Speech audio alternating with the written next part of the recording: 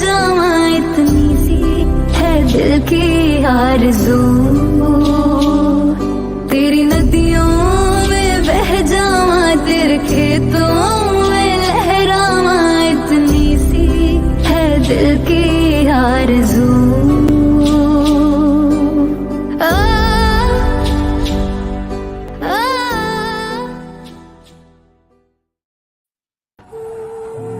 Good afternoon, everyone, and welcome. I found Good afternoon. that nothing in life is I don't know what's going on there. There's a bit of sound going there to Jinder. If you could sort that out. worthwhile unless you take risks. Nothing. Nelson Mandela said, there Several in makeshift shelters.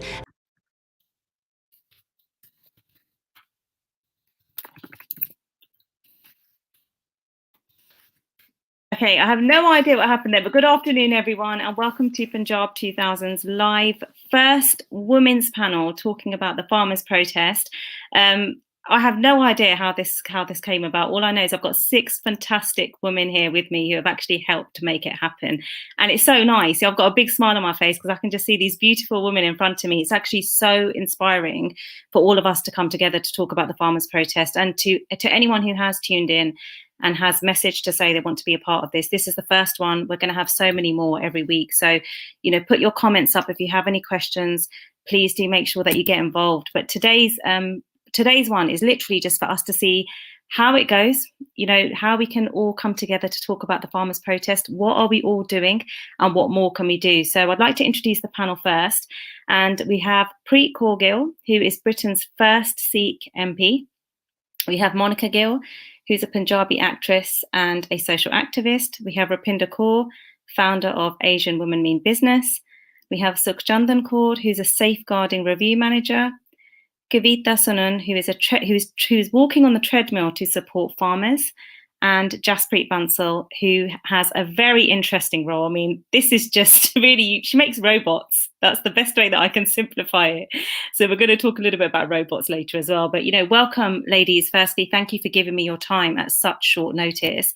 Honestly, I can't thank you enough. It's just, this is so nice to see all of us come together and be able to talk about the farmers' protest and to see what more, we can do. So I'd like to kick off with Preet first. If you could give us an overview around the 3 laws, what they are, just in really simple terms for anyone who doesn't know and just would like to know a little bit more around what is going on in India right now.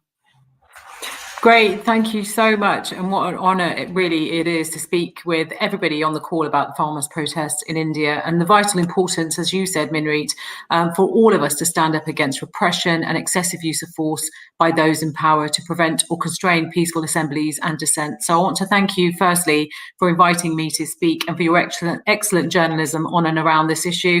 I want to thank Punjab 2000 and the fantastic women I am sharing this platform with today that are on your panel.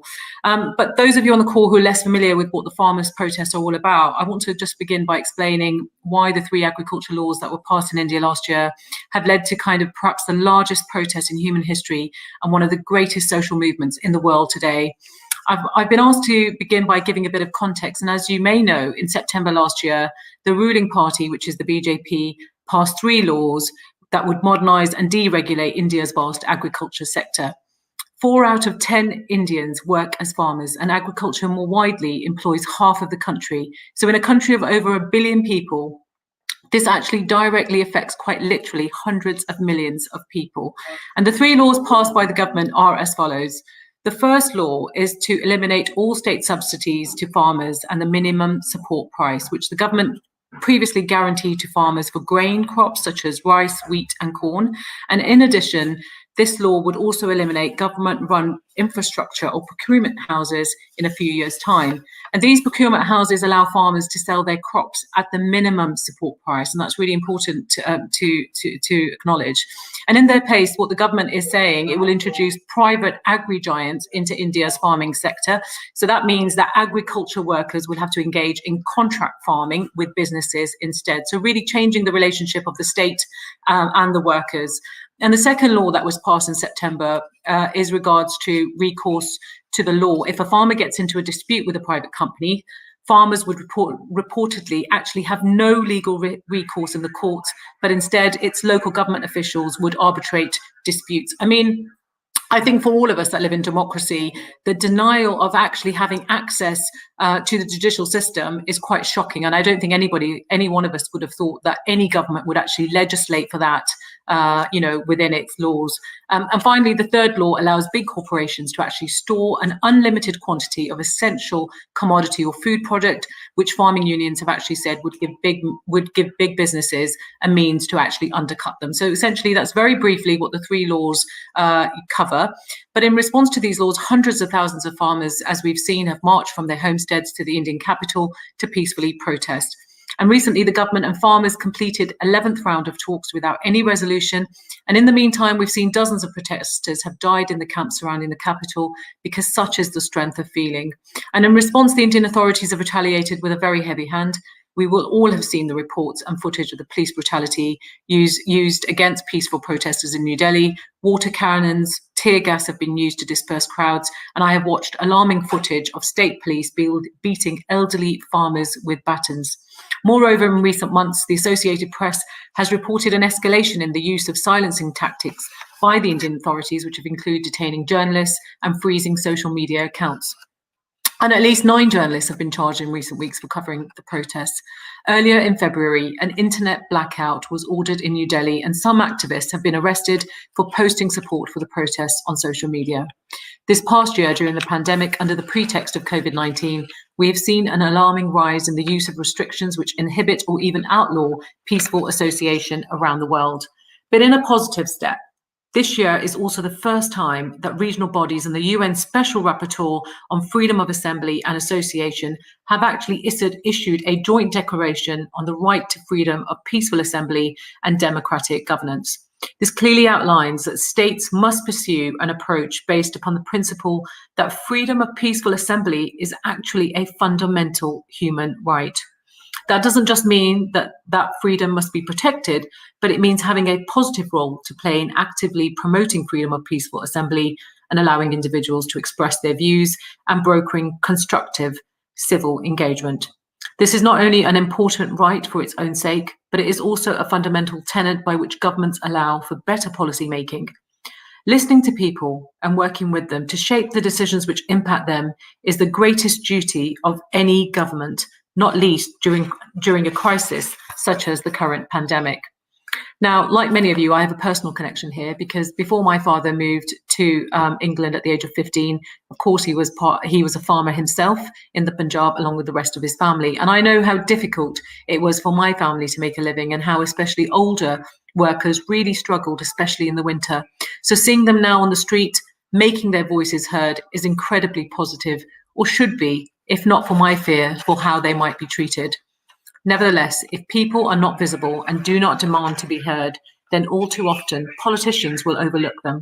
And that's why the whole world is now talking about the scenes from New Delhi. We have seen them on the news, finally getting coverage and getting balanced coverage. And of the peaceful protesters being prevented from gathering with barricades or responded to with the use of water cannons and tear gas, it is an injustice that no right-minded, free-thinking person can actually ignore.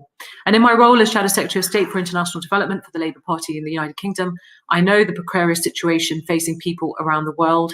More than 1.5 million people have died as a result of the pandemic, with over 140,000 of those deaths actually in India. And the wider impacts of this crisis are likely to harm many more people.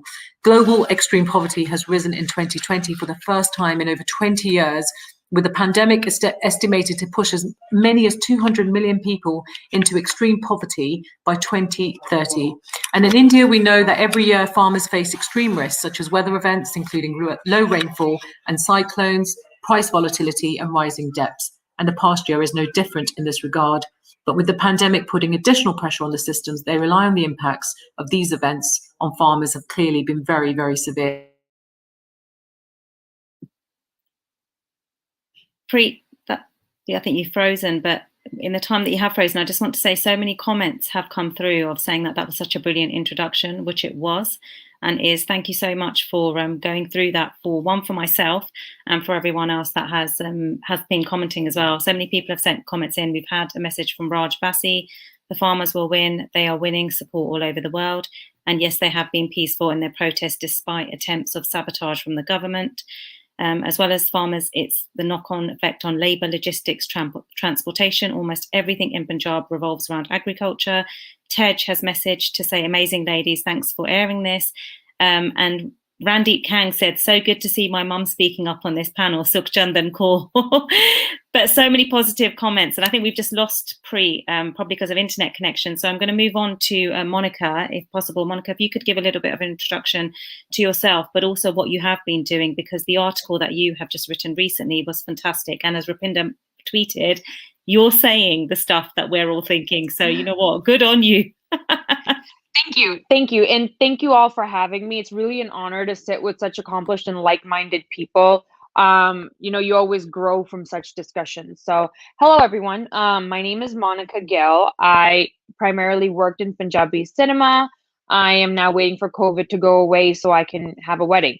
But so to basically make a long story short, I became involved with the farmers' protest in November. And like most children of the diaspora, I too was raised by my grandmother. And I always say that our community, especially the grandparents of our community, have a lot of suppressed traumas that are not very much talked about. So what happened was around Thanksgiving, when the farmers were moving from Punjab and Haryana into Delhi, there was a lot of news and a lot of stuff going on. And my grandma had some sort of a reaction to it. And because being a child of the diaspora, I was raised by her, and like the love I have for her is like at a different level. Because she was affected, I was affected. But what clicked was that we are not living in the 80s. We are not living in the 40s. So there were things that could be done. So at first I was like, well, we have a news media, we have a free press. Like in my head, it was like, oh, this is global.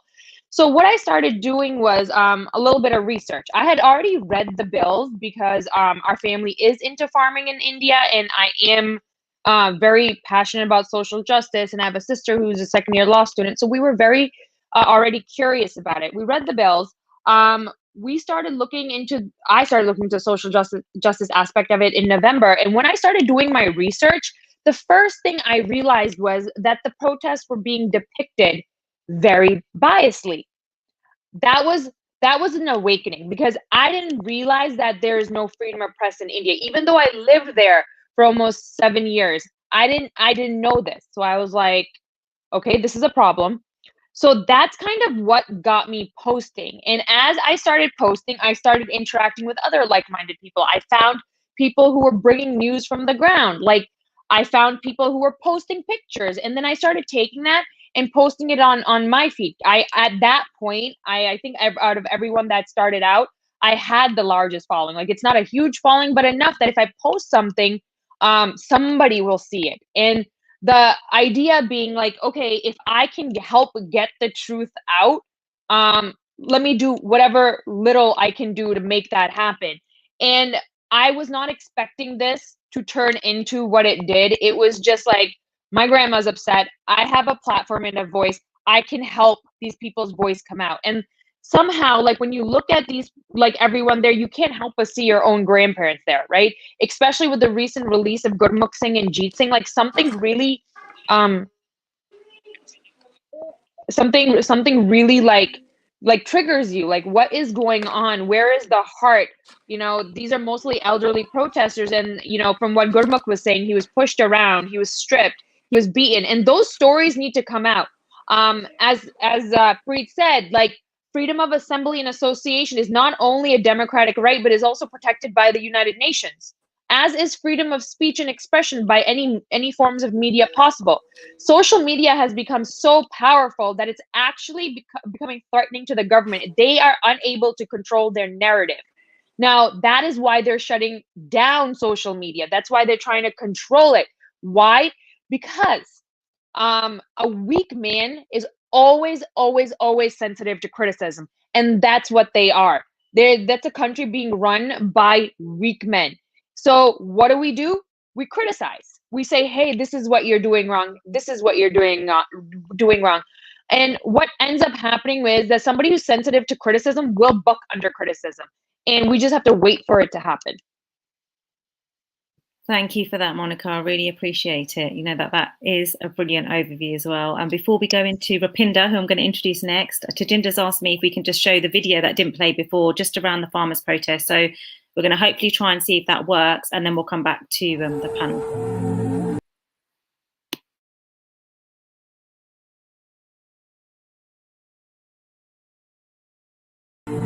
I found that nothing in life is worthwhile unless you take risks.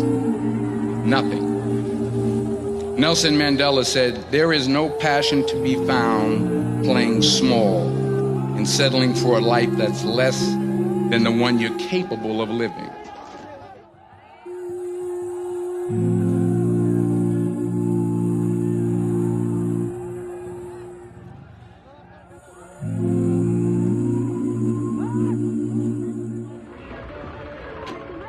We've been traveling for over 14 hours, from Punjab to Delhi, to one of the 5 protest sites. Farmers across India have been protesting since September 2020 against 3 new agricultural laws. But here's the interesting part. These were passed without consulting any farming unions. Farmers now fear these laws will allow large corporations to dictate terms and essentially lead to bankruptcy and corporate takeover of their land. Protesters have set up camp in makeshift shelters, and there are literally thousands of them. The campsites themselves have become symbolic of a revolution to fight for human rights.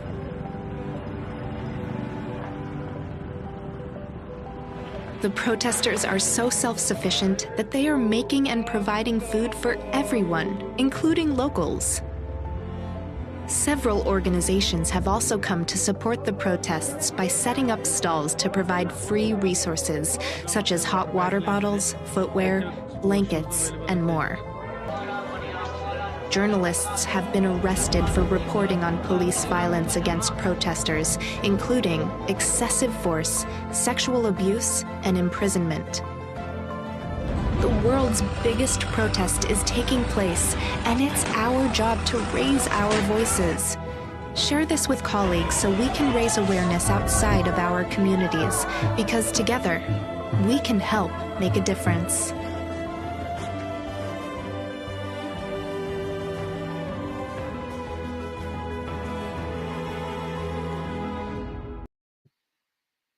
So good afternoon. If you have just joined, this is the first women's panel talking about the farmers' protest. As that video just said, together we can make a difference.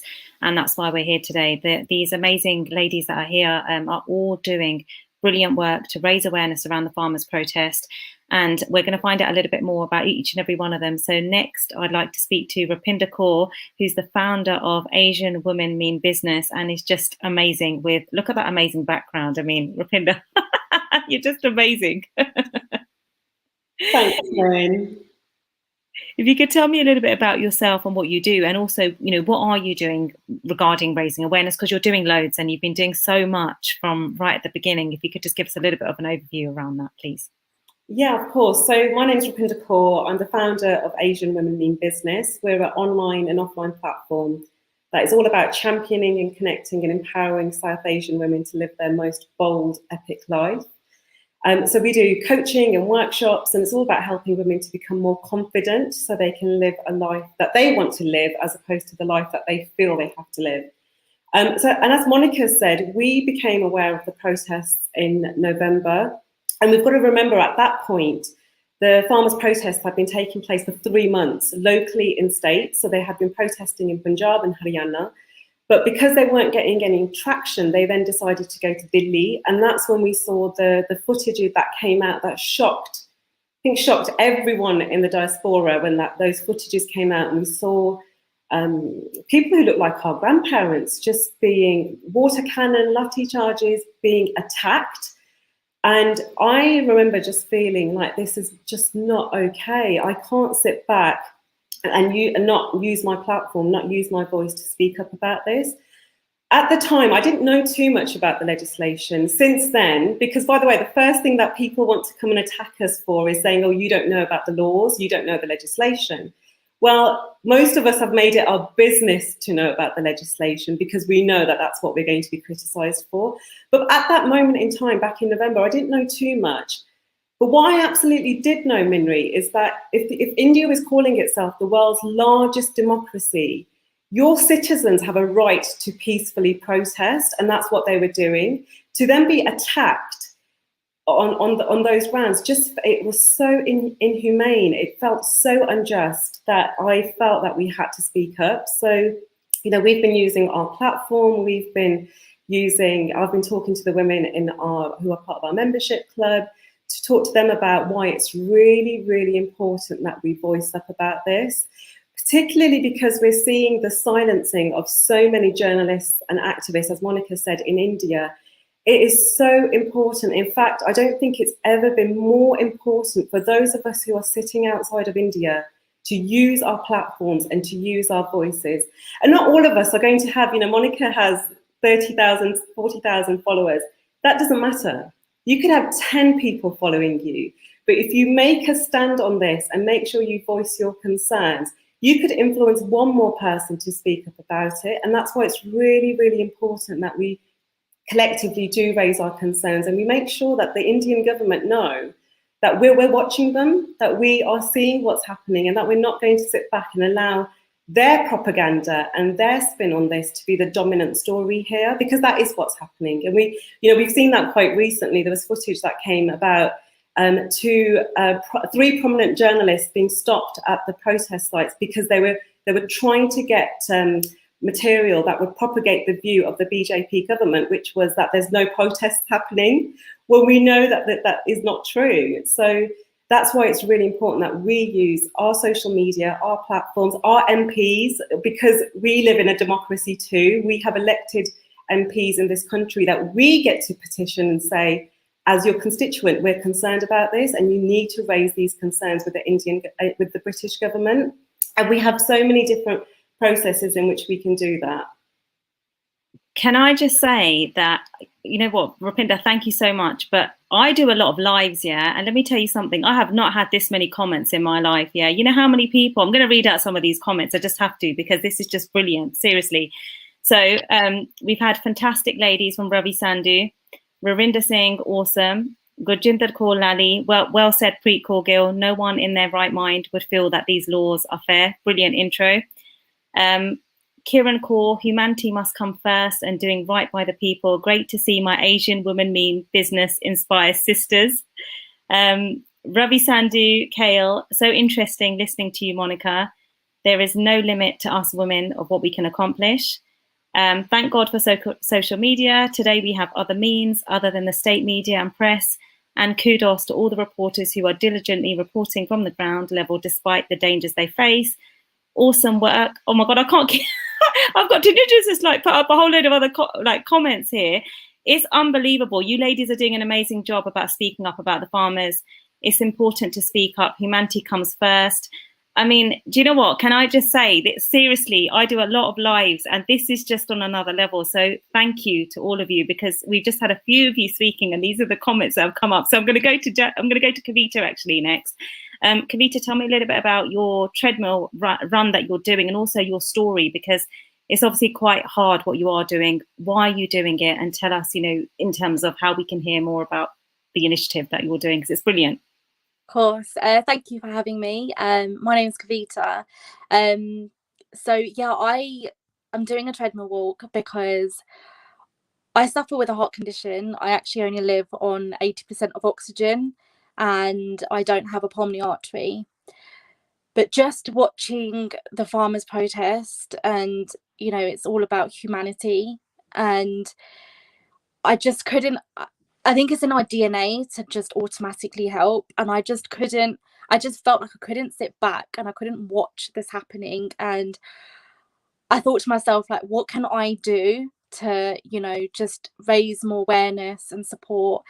And for me, I was like, right, so I struggle walking and, doing a walk on a treadmill. But, our brothers, our sisters, our families in India, they're all struggling every single day, and that's their struggle that they're going through every single day. Mine is every day, but I have a roof over my head. I have, I'm grateful for everything in my life, but they are protesting every single day in like cold, environments. And for me, I couldn't sit back and watch that, and I just wanted to do something to raise money. So I've been starting to walk 15 minutes each day because that's all I can do at the moment, and that's going to be for a month. So I start on the 15th of Feb and I finish on the 15th of March, and all donations are going to Khalsa Aid, because they're a national global charity and they're helping a lot at the moment. So yeah, that's how I wanted to kind of raise awareness and support for the farmers protest. Kavitha, you're saying that's the only thing I can do. Let me tell you something. Yeah, seriously, you have done way more than what I could ever do. So you are doing more than what you can do, and that is brilliant. And there's so many comments that have come through for you. Go Kav, go Kavitha. May God bless you with good health. Well done, Kavitha. You're an inspiration, Wonder Woman. Keep going. So that is brilliant. That is fantastic to see that you are doing what you can do for the farmers. So thank you for sharing that story with me. If I could go to Sukhchandan Kaur next, who is a safety issues officer. If you could tell us a little bit about what you do, and also, your just a little bit around your background as well, please. Okay, first of all, Jaikara Blagi. Waheguru Ji Ka Khalsa, Waheguru Ji Ki Fateh. Okay, I am Sukhchandan Kaur, and I am a social worker professional with qualifications in law, and I work mainly within the family justice system in making sure children's voices are heard in the British courts, and I speak up for them. So if I can speak up for them, why would I not speak for my brothers who are in the firing line in India? My passion for supporting for farmers' protest comes not just because I work to empower the weak, but my passion comes from my lived experience of growing up in a small village of Punjab, where I was very much involved in the farming along with my studying. I have done my kapajugni, I've done my mircha tornia, toka kutna, nakke badana, and all of that. I've been involved in that. So for me, it is very, very close to my heart. And the favorite activity that remains with me is Vatte Betke Chapini with my brother Dilbag. Sukhchandan, sorry, I don't want to interrupt. Really quickly, could you just bring your mic just slightly lower? Because it's really good what you're saying. That's it. There you go. Okay. Yeah. So now I know that if I wasn't a girl, I would have been farming with my brother in Dilbag and sitting in those protests right now. But my destiny was elsewhere. Now, in addition to all that, I have also served in the Indian Army. So when we talk about Jawan, Jai Kisan, I represent both. What a female version. Is there a female version for that? And in this protest, I have my family who are there in the front line. I speak to my brother, who is a lawyer, who probably is listening to you. He is doing the job of spreading, raising awareness, with speaking in front of hundreds and thousands of people, distributing material, and my other brother who continues to be farmer. I am really privileged to be part of this voice in support of the Indian farmers, which is a historical human protest in the human history. Our brothers, our sisters, our children, they are protesting, and they've been camping on the outskirts of Delhi, and they're seeking the repeal of these three laws, which Preet talked about earlier. Those laws have been arguably passed in an unconstitutional way. They have been done in the middle of a world emergency, a COVID-19 pandemic, without any consultation with the farmers or the farmers' unions, without any parliamentary scrutiny, or only with a voice vote. So those laws, before we go into the content of those laws have been formed in a very wrong way. There is no other way other than to repeal them. So my privilege that I can express my support here without the fear of being arrested and criminalized, unlike my Indian counterparts. Some of whom they're facing charges of sedition, one of the most serious crime against a nation. My heart goes out to those Indian farmers and their supporters who have been camping and in this bitterly cold winter.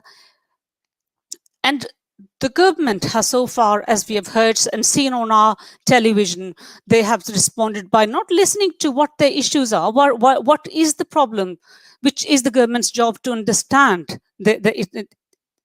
what the public is saying, but by digging roads, building barricades like a war zone, using water cannons, tear gas, digging roads, arrested old veterans and humiliated them.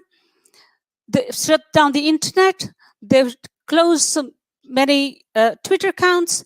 They cut the water and electric supply and access to sanitation, and arrested and beat up journalists and put them in jail for sedition. Paid celebrities speak in support of the government. International outrage met with a strong opposition from the government against those who speak in support of those farmers. A single 6-word tweet from Rihanna attracted a formal statement from the government. As you say, this government is weak. This government is weak. We know that. The only way it survives is through this army of paid bots on the Twitter who will just come out of their molehills if there's any. You see a single tweet in support of the farmers, all these come out of molehills and they start talking about, as Rupinder said, what do you know about these laws? And then I have made it my business to know about these laws. Not only, I studied land law in the UK in great detail. So those laws, I not only understand them, I understand what the implications are, what they would mean, not just for the current farmers, but in generations to come. Now, as a social worker, I am very concerned about the blatant breaches of human rights of the farmers by the Indian government. And in one of those such so-called the world's largest democracy. My concern is what it means to those children who are part of that protest now and for the future generations. What would be actually on the minds of those young and impressionable of the brutality that Indian government has committed on the farmers and what they have witnessed? What would be written in the history books of our future generations? That their elders suffered, and they suffered the most serious nature of human rights violation. It is important for every single person to speak up against this brutality in support of the farmers. As we said, this is not just the farmers' protest. It will affect every person who eats, every person who relies on food. I don't know a single human being who does without. So it is our business. It is our protest. It's absolutely essential that we speak. As Sikhi teaches us, julum karna bhi paap hai, julum sehna bhi paap hai. So why should we allow? And we must speak against this. And I do in my small way. But even if I can influence one person to speak for those farmers, then I am doing my job. Sukhchandran, thank you so much for sharing that with us. Some really amazing comments coming in. You're fab. I want to be like you when I grow up. What a woman. I'm so proud of you, being courageous and strong. Fantastic speech. So thank you so much for sharing that. And if I could go to Jaspreet now, because then I know that we're half an hour in, and I do want to obviously get us to be talking a little bit more around the farmers' protest, and I want to go back to Preet regarding the letter that she's written. So Jaspreet, who makes robots, tell us a little bit about yourself and obviously your connection and links to India. So I'm Jaspreet, or just see whatever you want to call me. In the daytime, I manage a team of robots. So we've all seen robots recently purely because of what they're doing on Twitter. My robots are good. I'm probably one of the only Sikh robot that does what I do in my field, so I'm quite proud of that. I have a voice. I have social media following. I will walk around the gym. I'm part of the diversity community at my work. So I have a voice, and the reason why I've got involved is because even if one other voice hears my voice, I'm making a difference. It hit home to me when I sat in a meeting full of all my colleagues who have no connection to India, and I started talking about the farmers, and they were like, what are you going on about? And I was like, every day I've been talking about the farmers' protest, the farmers' bill, and you have no idea what is going on with me and why I'm so upset. And I says, I'm a member of your team. Please go and find out. And they were like, oh, well, nothing's happening. It's all a lie. It's all a myth. And I was like, no, it's not. So it became my business to talk about this. I actually have family in Delhi. They live Delhi. I've always gone to Delhi, and I'm more worried about everybody's health of humanity, because I can't watch. I cry at everything anyway. Ask Rupinder, Benji and Kavita. I'm part of the club where I cry about everything. But like, that's my baby. I look at everybody that's on that TV as my grandparents. And you know, yesterday I watched it on TV, and they have not lost hope. Because you know why? We're gonna win. We're gonna go home, and we're gonna go, and whatever these people want to put in their bills and say to everybody, oh, do you know what? They're gonna undermine us. That isn't gonna happen. Do you know why? Because we are powerful, and every single woman on this panel and whoever's listening, even a man, as long as you've got a pure heart and you champion this with the right intentions, we're not gonna lose this. And I truly believe we're gonna win. And that's why I'm sitting here today, nervous, wearing my No Farmers, No Food jumper, saying this to everybody that's watching. We are going to win this, and I can't wait to be on this panel and say, well done and congratulations, we did this. So if you've got a voice, a following, I mean, I sat on Clubhouse yesterday, my new favourite app, with about 200-300 Gore. I told them all about the farmers bill, and I said, go and post it. One woman, she's a model, she had like 200 and something thousand followers. She goes, send me the link and I'll post it on my wall. So we could all do this. And even if you can't post it, just talk about it to your work colleagues, because you can all make a difference. And that's just me. Balle tere, just see, you know that you smashed it there. I've had so many messages come through. I second that. Go, just see. The resilience, grace, and strength of the protesters is something else. So well done. Do you know what I was thinking? We should have all just worn a farmer's t-shirt or a top, shouldn't we? Okay, we'll do that next time. Okay, we know for next time.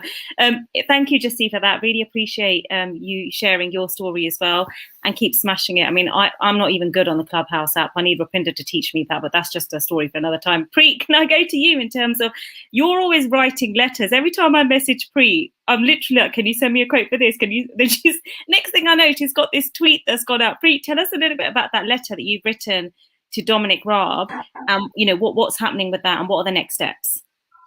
Yeah, can I just say thanks so much, Minreet, for raising that. But just listening to everybody and the powerful speeches, I know I lost my internet connection earlier, but just how amazing it is. And I think everybody's pretty much touched on the fact that, you know, disproportionately, we've seen women be attacked for speaking out. It was Rihanna, it was Greta, the effigies.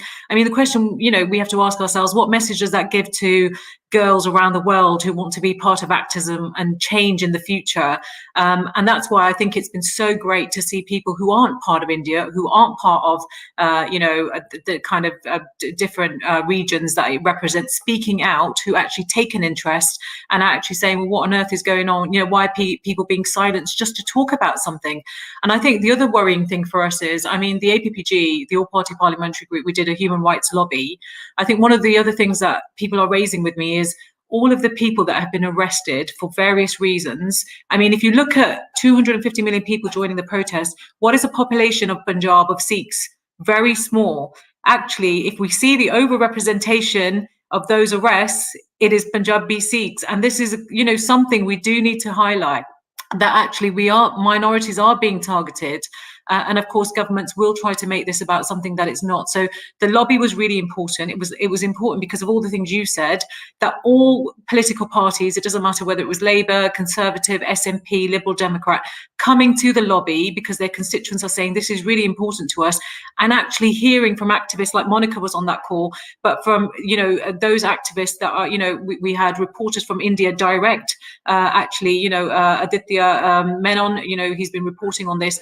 Actually hearing from them direct as to what's happening is so important for parliamentarians, because they need to hear the evidence base. They need to know what is actually the implications. What does it mean for Punjabis and Indians living in the United Kingdom? Why are they so interested? And of course, the diaspora community, many of us own land, our parents own land, or we know somebody that owns land. So we have a stake in what's happening because it directly affects us. So the letter that we've done to Dominic Raab from the All Party Parliamentary Group is not just on the farmers. It is asking Dominic Raab that you did a visit to India in December. Can you tell us what it was that you were raising? What's your discussions?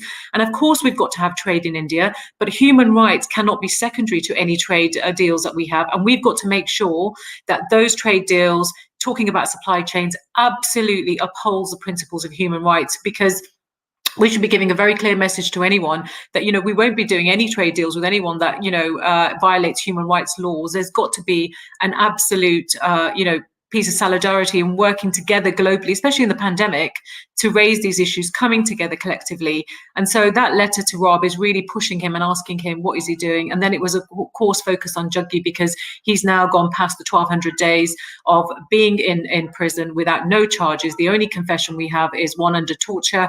And actually, this is being called as arbitrary detention. The UN special rapporteurs have been involved in this case. And as you know, Reprieve and Redress are really championing the cause, because Juggi will face the death penalty. And this is really, really serious, because, you know, British nationals are facing this. This could be our brother. It could be any one of our family members. And I think, you know, it's so important yet again that we are, you know, raising the issue. I think Rupinder said it. You have elected members of parliament. Don't forget, there's only Tan and I. And of course, we want to champion as many things. But actually, you have great elected members from all parties that care about these issues. And you have the power and the voice, just like they do in India as a social movement. Use your voice, use your power. Go and ask your MP what on earth they are doing, what conversations they're having with Raab. So we'll wait and see what the response back is, Minreet, from Dominic Raab. But I think it was really important that collective group of MPs are asking to meet with him so we can talk to him direct about this.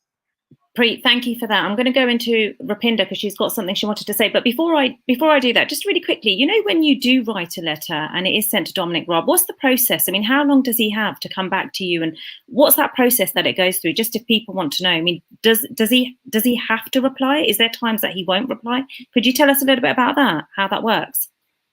So when you write to your MP asking them to Raab, they will obviously write to Raab and he will hopefully respond back. It has taken Dominic probably, I would just say, nearly over 8 weeks to respond to my letter.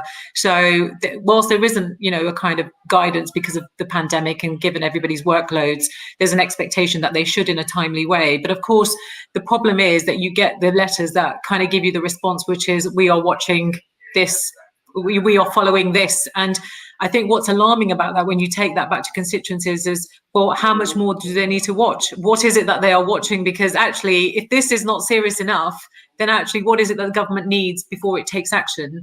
And I think that's the problem we have, is then you have to go back and challenge the response back. So this is, you know, this is not going to be overnight. You're going to get a clear categoric view from government. This is going to be a long slog in terms of really pushing and not stopping, because it could be however long that the farmers are there. They could be there for the whole of this year. We cannot give up. We have got to stand in solidarity with them.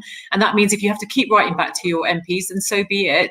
And this is what being politically engaged means, because, you know, it is, I've been so encouraged to see how many people have actually got involved in this movement, and how many people it's really woken their consciousness, and they've now started asking me questions. It's brilliant. You know, I've had so many people contact me saying, we need more Sikhs in Parliament. We need more Sikh representation. I'm saying, yes, absolutely. This is what I've been saying. So, you know, I want to help and support those candidates, more women, more representation, you know, and if this is what it took to awaken us, then that's great, because look at Canada and the strides that they have made. You know, we can't fall behind on this. So if you're interested, drop me a line. Honestly, I'm always keen. And I'm sure Rupinder as well, you know, the work that she's been trying to do, mentoring, supporting other women.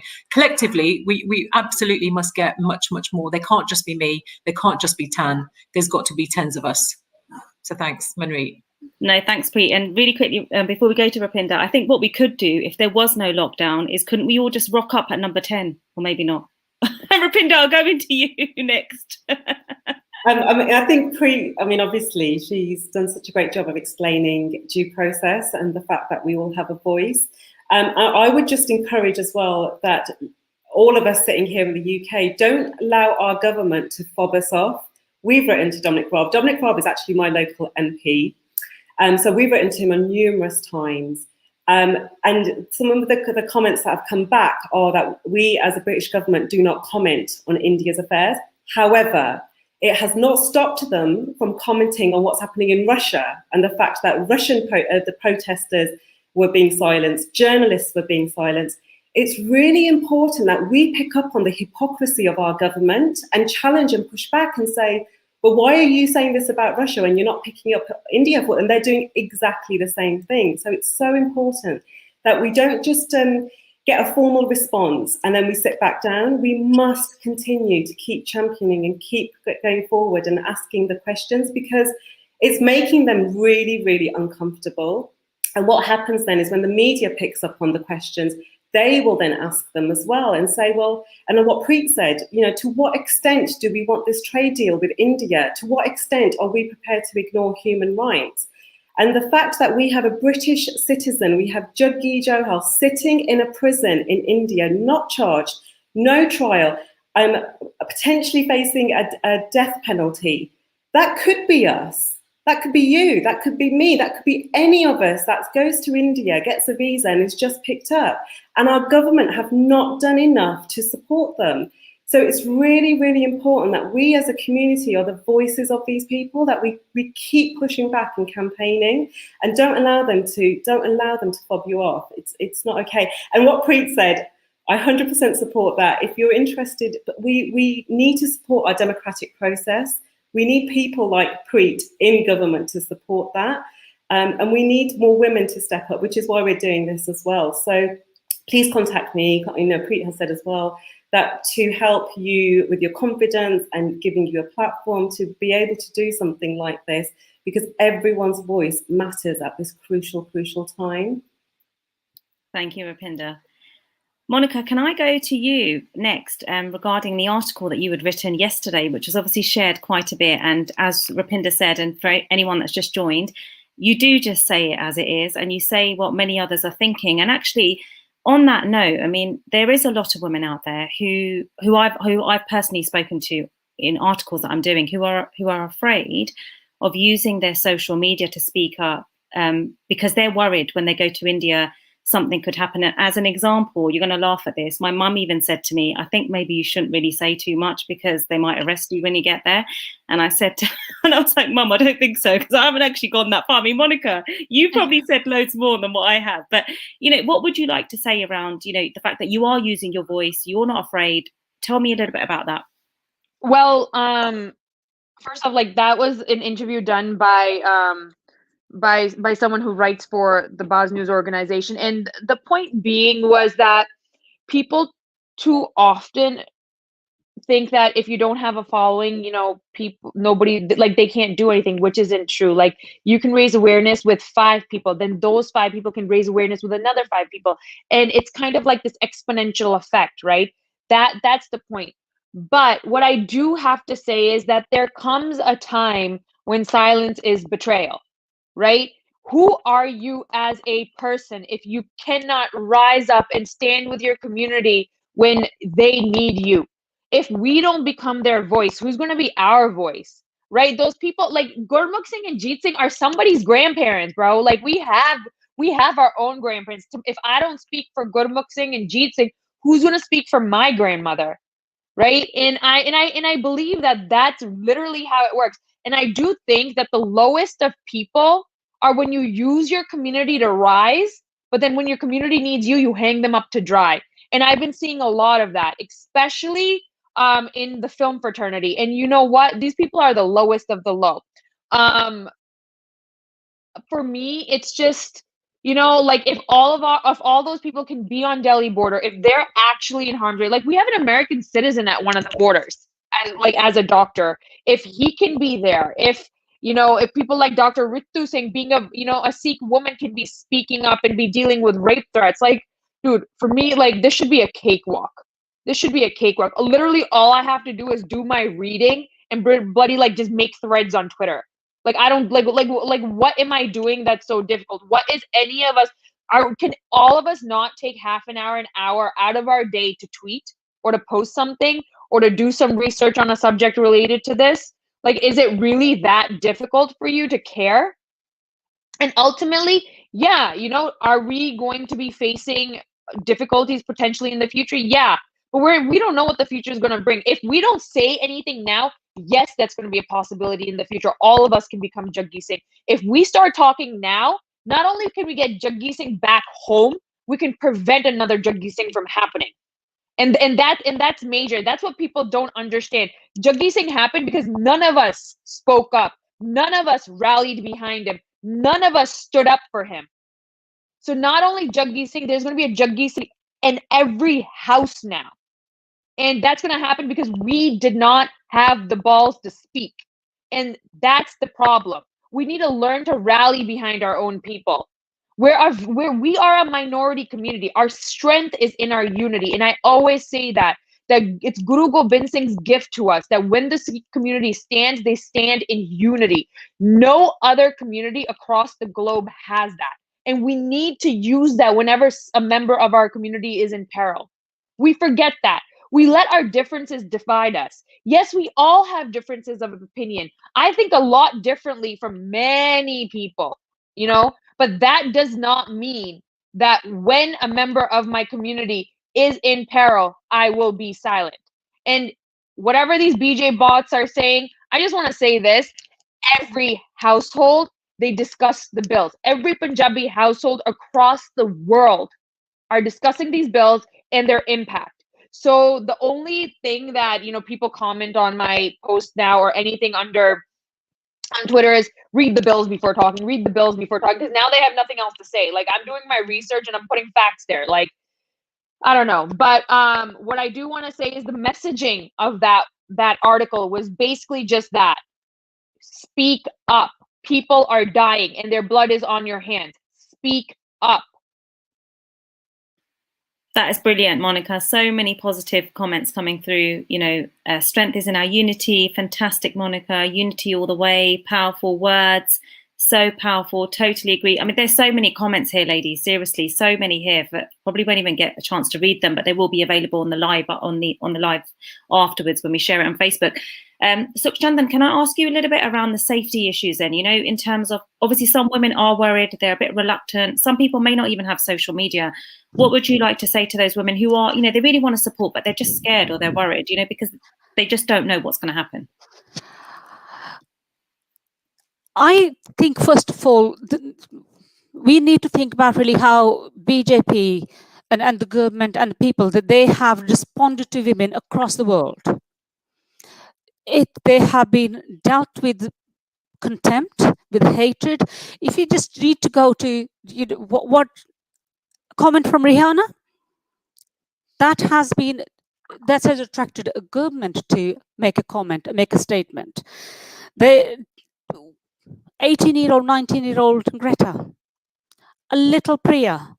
If you read all the Twitter comments or comments there against women, my head is in shame that I'm part of that. I'm Indian. I have always been proud of being Indian. But this time, this is making me feel very, very ashamed that I am part of that. And you see, you have Disha Ravi, who has been... Sorry, I just need you to bring your mic down. That's it. Thank you. We have Disha Ravi, who has been charged for changing, just editing a toolkit, whatever that is. Why that toolkit has been criminalized? I think the government has finding all ways to criticize and to diminish and silence everybody's voice. But as Monica has said, and all the people have said, we need to speak up. Women, you're watching television, you have Facebook post, say it. If you have it in your mind, it's that, say it out loud so that your voice will be shared. In Punjabi, they say, "Ik kalla do gyara." You speak, there will be another one for you, another one supporting you. And we need to support our farmers. We need to support the protest, because this could wipe off the most of the farmers in India. Modi government is not going to think really what else they can do. Is the infrastructure to employ those farmers who have lost their lands? We will lose our identity. For me, my identity is connected with with the village I was born in, my pin nagla, mera tali wala khet, mera bor wala khet, my identity, all that will be wiped off. We need to speak up, and all the women who have, whichever way, if you're wherever you are, if you're on the Facebook, share as much as you can. I go through all the news channels and see if there's a report. I post. So in every small way, whatever you can do it, but do nothing other than speak up. And that's one thing. There's no other option to speak other than to speak up and to say what you think. Just put it out there. People will, and we need to let those farmers know that they are not alone. Thank you. We've got about 4 minutes left, and I guess, there's so many questions there, so I'm just going to ask a couple of them. The first one is, from, I think it's from Gurjinder Kaur Lally. It was just around the United Nations. I mean, why are they not speaking up? Why are many more not speaking up? And Preet, you might be, Monica, you can answer that. Yeah, why is that, and what more can be done to get them to speak up and support? Did Preet want to say something, or can I do this? Yeah. So the United Nations works like a courtroom, right? So what, you can't just say something and they respond. Like, you need a proper case with evidence. So what happened with the internet, right? The internet was very easy to prove. So they tweeted about it. They made a statement. Human rights violations. Did we have a case? Yes. It's up to them to gauge the evidence and to make some sort of a comment on it. When it comes to arbitrary detention, yes, the Jaggi Johal thing, that is backed up with evidence, but we actually don't have medical records of all those in prison to say to the special rapporteur on torture and arbitrary detention that, hey, this is happening. Like, we don't have the evidence. Like, so until we gather that and make it into a proper report, we're not going to be able to get them to speak on it unless they send a convoy to do the research themselves. And I think that's very important to understand, that it's not that the UN isn't watching. It's not that the UN isn't curious what's happening. It's just that they can't say anything with concrete, I think it's called consequential evidence. Well, there's a certain type of evidence that they require to actually say something or to do something. Yeah, just to add, really, you're absolutely right. Monica's right. I mean, you have to take the case to the UN in terms of all the different human rights violations, because, of course, they did come out and tweet about the right to peaceful protest. The UN Human Rights Committee has talked about government shutdowns, because we know India is the one country in the world that actually there's been the most amount of internet shutdowns, and governments use this excuse that actually it's to prevent any escalation of violence, but actually there's no evidence base to suggest that it does that. And in the midst of a pandemic, when children are schooling at home, people need access to vital information on the pandemic, vaccines, etc. You don't shut internets down like this, because it's just it has a wider reaching effect. But you are right. I think there's much more that we need to do with the UN. So the Federation, Sikh Federation, I know that Harmeet from Southall Gurdwara, the Sikh Human Rights Group, they're all actually putting together the evidence base to take to the United Nations, having those conversations. I think that's so important, that we do need to raise these issues, because, of course, India is part of the UN Security Council, right? So, and it will be attending the G7 in the summer here in the United Kingdom. Modi will be invited because, of course, there's been invites to, I think it's Australia, South Korea, and India to make it the kind of almost like the G10. So actually, there will be lots of protests going on, and there's a huge opportunity to campaign, because actually, as Rupinder said, if government is weak and its response is weak, we have an opportunity to absolutely come together and think about, right, what's that campaign ahead of the G7 meeting, which is likely to happen physically, is what they're predicting. It will be very, very small. What is it that we want to do, and what is the kind of noise that we want to expect to make? So I think there's an opportunity, not just at the UN, but actually we have an opportunity ahead of the G7 to think about actually what is it that we are going to do collectively. Definitely. And Preet, really quickly, I mean, we just had a message coming from Hindu Kaur, who said, I had an email from the government saying that the UK considers farming reform a matter for the government of India. Why do they keep saying that it's an international issue? What happens then if that's the response that people keep getting? The thing is, look, legislation by any democracy is an internal matter. It's a matter for governments. I think there's a couple of issues, though. is it right to implement draconian laws during a pandemic? No. The Supreme Court has even ruled that the way that these laws were passed, look, it's India's system is no different to the UK. You have lobbying, you consult with people, you have committee that discusses all the kind of different legislation before it actually then gets debated and becomes a bill. There's a whole process. What India did is it bypassed every process, had the laws, pushed them through, and nobody was part of it. So in a way, do we expect democracies to function like that? No, we don't. Yes, it is an internal matter, because really and truly, this is where the voice of liberal Indians needs to be coming out, because actually you have to ask yourself, Monica's raised it, not just the industry, the kind of Bollywood fraternity, and where are all the activists? Where is the professionals, people of everyday India? Because somebody said it, I think it was the grandfather of the young man that died. He said, if you lose these kind of movements right now, this opportune moment, don't ever think you're going to be able to bring about change ever again. And that is so true, because it is going to be social movements going forward that are going to bring about those kind of changes. But the point you are making is you're telling the government, but you need to be coming out around human rights violations. Is it right to treat citizens of India? Let's not forget, everybody on that protest is a citizen of India. Imagine us treating UK constituents in that manner just because they have a voice and they don't agree with anything. Democracies have got to accept that people aren't always going to be happy with you. And part of leadership and part of government is about listening to that and saying, actually, I've got it wrong.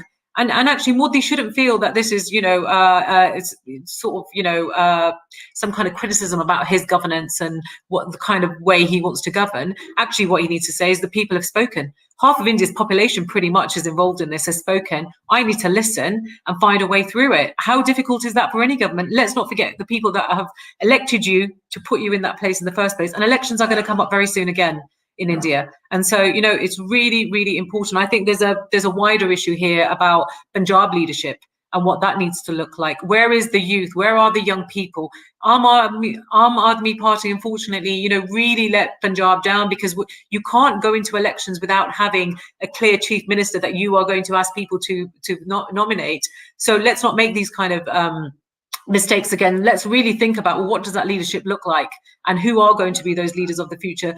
One thing is heartening. We've seen so many of our Naujawan out there on the farmers' protest coming out, speaking up, but it terrifies me that they are being locked up and how they're going to be treated, because they will languish in prisons as well. We saw this in the disappearance in '84, what was happening to our youth, all those mama jiriyan ghar betiyan, they don't know what's happening to their but that's the thing that really breaks my heart. And I want us to really campaign and call for the release for all of those that have been arrested under these kind of draconian legislation and laws. So yes, the government might not be able to comment on the laws, but yes, it can comment on human rights violations, because, we are going to be traveling to India as well. None of us want to be treated in this way, and we don't expect this from anybody else either. So a lot of work to do on this. Thank you so much. And finally, this is for all of you to, obviously one by one, people are asking, what can they do to get involved? Apart from social media, what can they do to get involved? And in terms of going forward, what more is it that needs to be done, really? So your final advice or words of inspiration, what can someone do today to basically make a difference? And I'll start off with you, Preet, and then I'll go up. I would say contact your MP, ask them what they're doing. If you're not happy with the response, don't give up. Keep writing back. Activism is not easy. No one's going to do it for you. It's down to you. It's the individual. It's how much you really care about this and how much solidarity you want to give. This time is never going to come back, and history will look back at this time. We all will, including our kids and our younger generation, and said, what did you actually do? Where were you in this fight and in this struggle? And what was your contribution? And I think that's so important that you, take that with you and think, and how are you talking about this to your children? Because this is the other thing. How are we documenting what's happening? One thing I've been really encouraged about with Bars and Jaskar and Sandhu is this, that, for a very long time, we did not own our own narrative.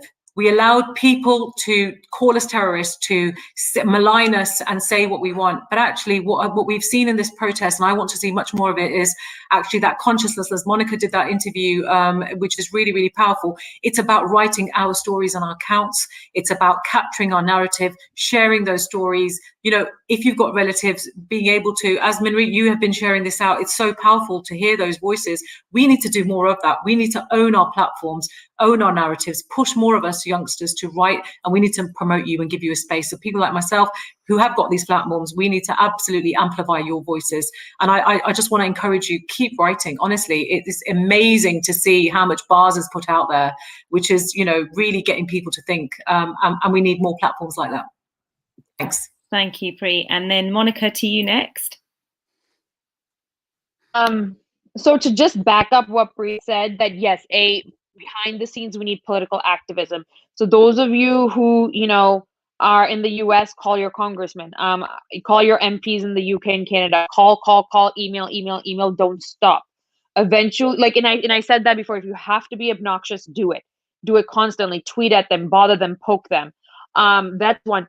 Two, fight the narrative that they are trying to orchestrate. And I also said this in the Boz News article, that when somebody misrepresents Sikhism or what we stand for, or a pillar or a movement in history, for either in Punjab or in Sikhism, correct it immediately. Because if we don't, what they said is going to become the narrative, and then that's going to be passed on to our kids, and slowly what we know of our history is going to start to diminish. And that's what they're doing by saying, oh, I don't know who it was, I want to say some BJP guy was like, Guru Nanak and Guru Gobind Singh are descendants of like Love and Kush that are Ram's kids. And I'm just like where is this lineage or like family tree that you guys are talking about? There's no proof behind this. So it's very important, if you have a large platform and someone's talking like this, like right out of their behind, like you need to come back and be like, that's not true, these are the facts, you need to stop. Like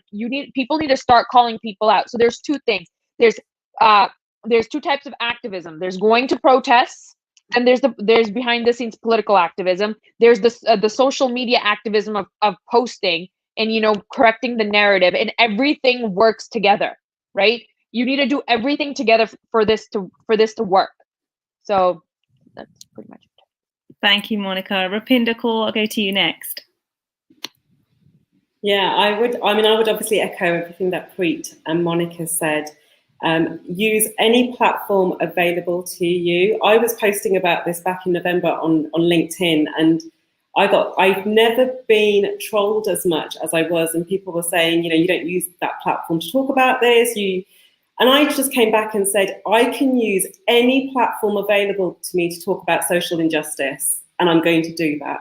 So please do that. I would encourage you to do that. I would also say that it can be very traumatic to be, and I don't want to diminish this, because all of us have probably had threats in our inbox, overtly, covertly, to say that if you are frightened, do reach out. My DMs are open, reach out, and I'm really happy to support as well. And to just, you know, this is a time for us to give each other haussla as well. And the quote that I always come back to is that courage is contagious. When one person makes a stand, it makes the backs of other people stiffen up as well. So when we all do it collectively, it has such a deep impact. So don't underestimate the voice that you have and the message that you can carry to carry this movement forward. Thank you, Rupinder. Sukhchandan, if I can go to you next, please. Okay. First, as Preet said, write to your MPs, and most of all, I would say, familiarize yourself with the laws. Read about Jallianwala Bagh, read about the history of Sikhism and how they have been oppressed in the past, and why it is so important for us to speak now. I know it is not just Sikh protest, but they were the pioneers. They are the ones who brought it to Delhi and the rest of the world, and for country first and the world is following. Talk to your children, talk to your parents, get onto social media, Facebook, Instagram, Twitter, YouTube, connect each other, follow each other, support each other, follow those mediums like Kisan Ekta Morcha, Trolley Times, Kisan Satyagraha, and there are many more. And like and share every post. Let that voice get further and further, and it will be heard. We need to unite together for that voice to be heard. Believe me, it will be. That government is not that strong. It is weak, and we need to counteract all these Twitter bots and the paid bots, you know, whose job is just to counteract everything positive about this protest. We need to be out there too. each one of us. Whether you are in the middle of your writing and in between your meetings, just do it. Just do it, and that will help. Thank you, Sukhchandan. Kavitha, can I go to you next, please? Yeah, I would say, you know, for people who are not on social media, we all have like the internet, so research, educate yourselves, and also be having these conversations at home, because I think for us, it's, you know, you need to be talking about to family and friends. We need to be having these conversations to, you know, educate ourselves a bit more, and yeah, and then definitely, you know, write to our local MPs. And yeah, just stand up and have courage. Thank you, Kavitha. And Jaspreet, finally, if I could go to you, please. So echo what everybody said, but another thing that you can all do as well is, you know, at work, I guess some of us all work in companies. You know, if you're so scared that you're going to leave a footprint on social media, because someone said to me, you need to stop posting because you're not going to be allowed to go to India. But I wouldn't want to go to India anyway if I'm not stood by my country, like the people that need me right now. So, you know, if you're so fearful to do that, that's fine, because we all have fears. You can wear a jumper around your gym like I do every time I go. Or just talk to your colleagues that don't understand.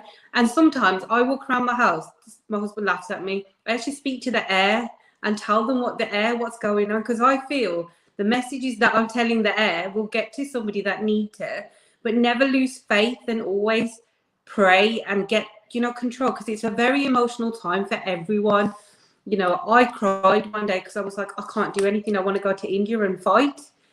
But just, you know, believe. I did my part and I was like, Babaji, please fix whatever's happening. Vaheguru, sort this out. You know, praying is probably more powerful than a tweet at the, you know, because that's go straight to the man upstairs or the woman upstairs, whatever, Vaheguru upstairs. So that's the only thing I'm going to say is, just, if you're scared to post, you've got a voice as well.